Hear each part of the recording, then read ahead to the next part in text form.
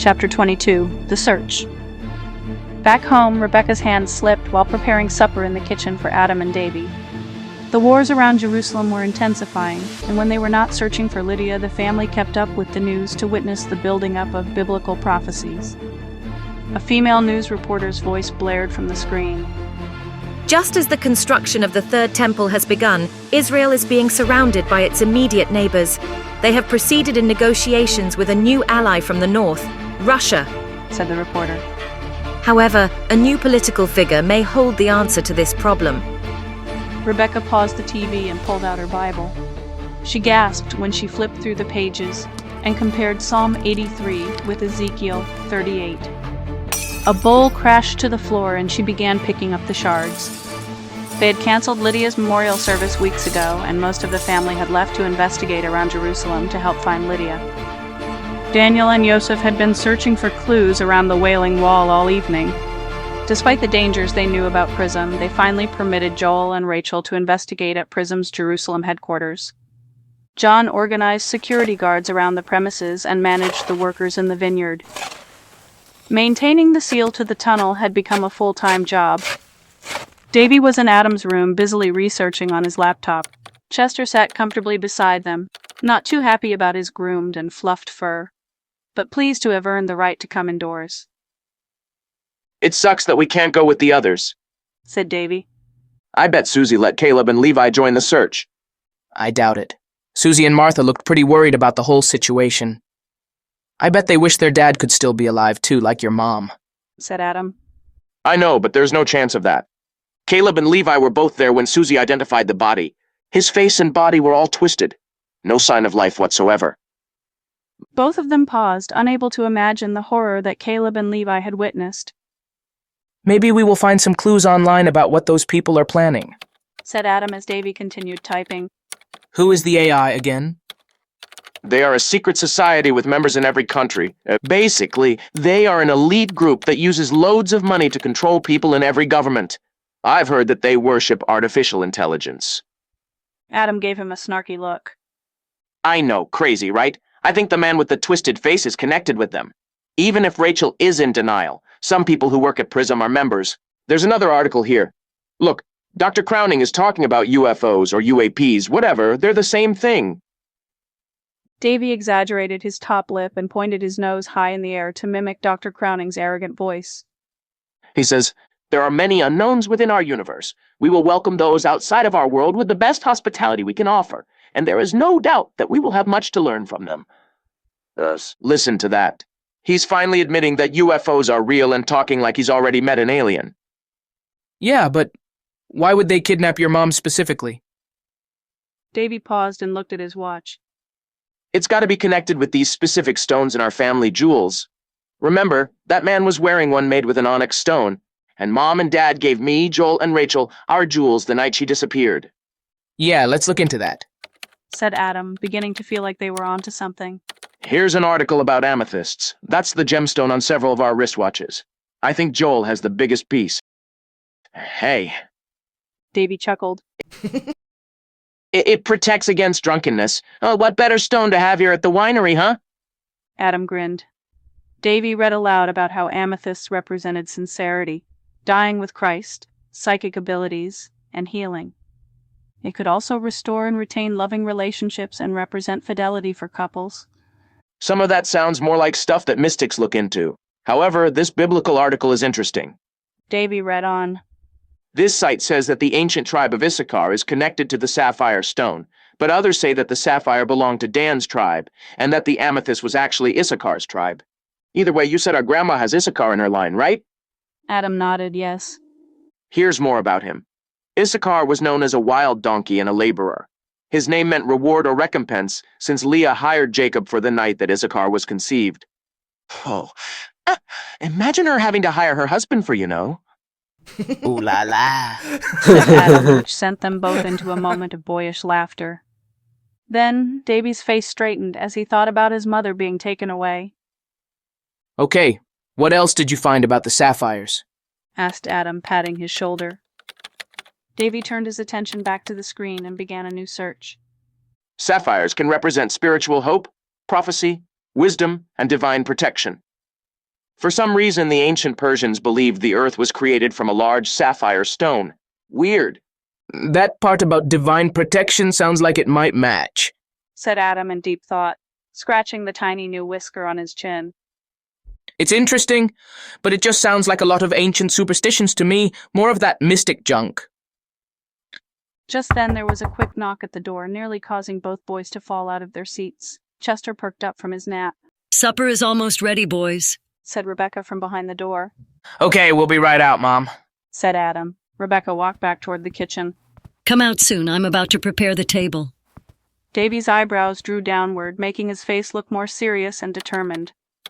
He began quickly typing onyx stone and found that it was also connected to one of the 12 tribes of ancient Israel, Yosef's or Joseph's tribe. One site said that the onyx stone would separate couples and cool passions of love. It could also be satanic if used in the wrong way. It could attract and convert negative energy. When one was experiencing times of distress or sorrow, it could provide strength and endurance. Noteworthy, but it was not giving any answers that Davie needed. When he looked up the variations of the Ligure stone, the translations alone seemed impossible to track down anything solid. Which stones belonged to which tribe was also vague, except that the ancient Jewish historian Josephus believed it was arranged on Aaron's priestly breastplate in the order of their births. Besides their ancient biblical value, what about these stones caused his family to be harassed for decades, some murdered and his mother kidnapped? Even though God once communicated with the high priests through these stones and protected the Israelites in battle, what could someone like the man with the twisted face possibly hope to gain from them? Then Davie saw something that captured his attention. Take a look at this site, Adam. As Dad said, the high priest used these and many other precious stones in the holy breastplate in ancient Israel. The 12 stones represented the 12 tribes of Israel. Here's where the Bible talks about all these stones being connected to the high priest's breastplate used in temple worship. Davie began to read aloud. Exodus 28:17-21 says, 17.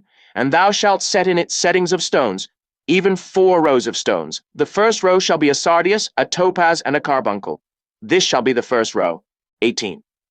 And the second row shall be an emerald, a sapphire, and a diamond. 19. And the third row a ligure, an agate, and an amethyst. 20. And the fourth row a beryl, and an onyx, and a jasper. They shall be set in gold in their enclosings. 21. And the stones shall be with the names of the children of Israel, 12 according to their names, like the engravings of a signet. Every one with his name shall they be according to the 12 tribes. You know how our family's stones had engravings within them? If we had all the pieces, they would spell out the names of our ancestors' tribes. Adam shook his head in agreement. Yes, that's what Dad was getting at when Joel and Rachel first returned from Prism. Davie looked at more Bible verses with these stones mentioned. The boys read about how Solomon had constructed their ancient temple from the same types of stones. Davie could see that Adam's interest was growing. He paused and said, I know you don't look into these verses, but...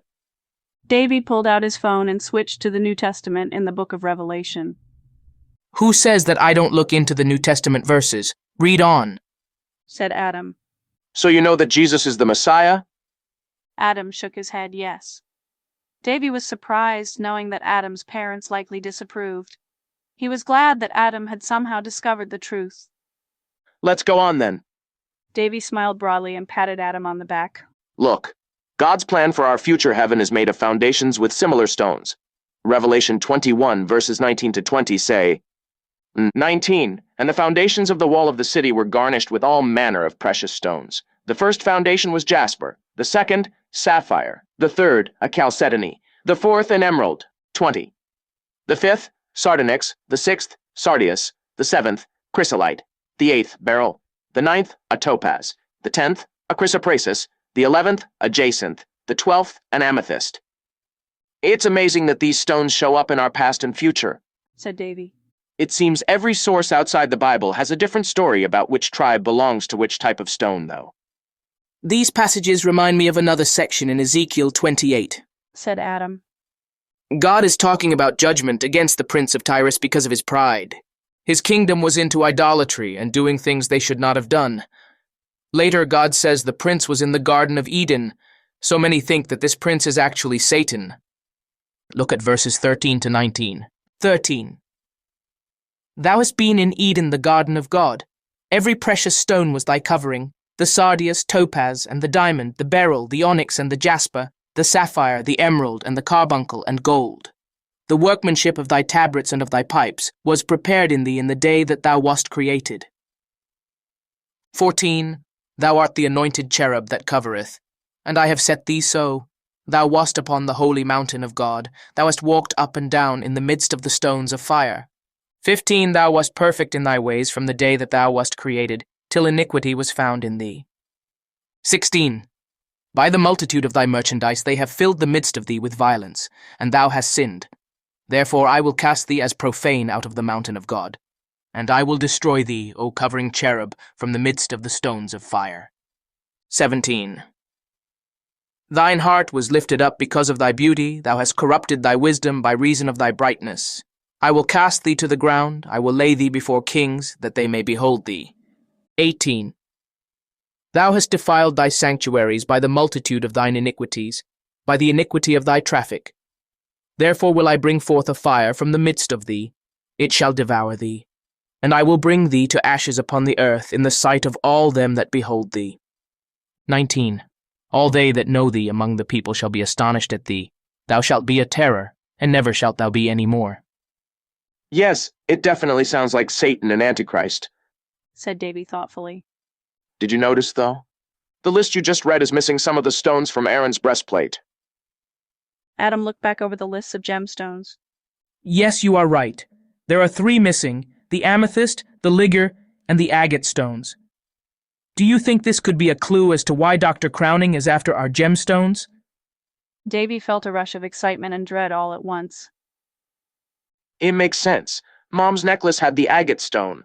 Our family jewels have plenty of amethysts and tiny shards of the ligure stone. Adam agreed. Everyone knows Dr. Crowning is trying to gain as much power as possible. Some people think he is the Messiah, which is ridiculous. My dad even fell for his schemes in righteous act at first, but thank the Lord for opening his eyes to Dr. Crowning's deceit. Yeah, I was beginning to worry about how Yosef glorified that guy when we first arrived. Dad's talks and Mom's kidnapping have helped him to see Dr. Crowning for the snake he is. Some people are wondering if Dr. Crowning will become the Antichrist, said Davie, scrolling through more information about Dr. Crowning. Yes, I've seen some of that, but someone takes down their web pages really fast. Adam said, rubbing his eyes from straining to see the screen. If Dr. Crowning gets Aaron's real priestly breastplate with all of its gemstones, there is no telling what will happen. People who believe that he is their Messiah will go nuts. Davie looked up at Adam with a new idea in mind. If Dr. Crowning is the Antichrist, maybe he still has no access to those same 3 stones, so he is trying to steal ours. Adam looked uncomfortable at the thought. I thought the church was supposed to be raptured before the Antichrist came. He began to be even more troubled about the idea of his parents and possibly all of them missing the rapture. Well, we don't know for sure if he is the Antichrist, but he is a good candidate for the one being revealed in the near future. Maybe we can test that theory. It will be risky, though. Adam, do you have any more of these stones that your parents passed down to you? Besides the ones on your watch, I mean? Well, I'm supposed to get one of the ligure stones and a carbuncle, but not until my bar mitzvah. Adam replied. Do you know where your ligure stone is? Dad says it is rare, so maybe it is the one our enemy wants the most. Davie said enthusiastically. Yes, but Mom has it under lock and key, said Adam reluctantly. Boys, Rebecca called from the kitchen. They both nearly fell out of their chairs again. Davie looked more determined than ever. I have to find my mom. I know it is a lot to ask, but God is with us in this. I can feel it. I can't just sit here while she's being tortured and who knows what else. I know what to do, said Adam, determined to gather his courage. Let's go eat for now. After that, Mom will clean up and we will have a chance to find the key to get to the stones. I do not know exactly what we are getting into, but God has protected us plenty of times. We just have to be careful and not let our enemies take us by surprise like last time. God's stones will lead us in finding your mom. You are the most awesome cousin ever, said Davie. After he and Adam gave a unique high five and fist bump, they walked out nonchalantly and enjoyed the best matzo ball soup they had eaten in a long time. After the boys left the room, a notification popped up on the computer screen. It read, "The bomb heard round the world, United States under attack amid Yellowstone crisis." Meanwhile, Daniel and Yosef were busily searching for answers about Lydia near the Wailing Wall. Did you hear me? I said that my wife has been kidnapped and was last seen in this area. We heard you, sir. Said a young man in an Israeli Defense Force uniform. We are monitoring a highly sensitive situation right now. We ask that you please exit the area and go to the local police. We've already been there several times. Please, sir! The young soldier put his hand on his gun. Let's go, Daniel. We don't want to get into any trouble here, said Yosef, leading him away from the Wailing Wall entrance. I know they have dirty cops involved with PRISM. Spurted Daniel. They have their politicians. Why would they not have done anything to help us yet? How else would they get this far? Everything seemed surreal. His wife was presumed dead and now found to be alive in another country where they just so happened to relocate after Indiana's massive earthquake. Random citizens moved quickly about their business in their newly purchased masks, not trusting one another. When Daniel attempted to question people about his wife, they moved away, unwilling to help. We have masks for sale over here, sir. A vendor called. Daniel deliberately ignored him. Don't lose hope, Daniel. We will find her. God is on our side. Yosef tried to reassure his older brother. He paid the vendor for the masks and attempted to give one to Daniel. He would be more on our side if you would be willing to listen to him. Yosef dropped his hand from Daniel's shoulder. I'm sorry, Yosef. You and Rebecca have done nothing but help us since we arrived. I didn't mean to shout at you. I know that you have been through a lot, Ahi. It's no excuse for snapping at you, said Daniel. He stood against a nearby wall, rubbing sweat from his forehead. I've been talking with Rebecca about what you said. I'm not sure she will ever accept Yeshua, said Yosef, looking down. Do you accept him? Daniel asked with sincerity. I need to learn more, Daniel. It is a lot to take in and a big step to make. We will be in more danger if we take this step. We could lose everything. Yosef trailed off, not wanting to reveal how much of their assets were tied to Dr. Crowning's resources. But you will have God's protection, Yosef. You know that God always provides. You will be in more danger from God's coming judgment if you ignore his call. Compare the prophecies from the Old Testament to the Gospels. Psalm 22:16 says, "For dogs have compassed me. The assembly of the wicked have enclosed me. They pierced my hands and my feet." Joseph's crucifixion did not even exist when this was written. Although enemies surrounded him, King David was not crucified. Only God could make this happen. He allowed us to know that King David was prophesying about Jesus Christ. He took our punishment that we deserve and died so that he could save us. Yosef looked at Daniel with interest.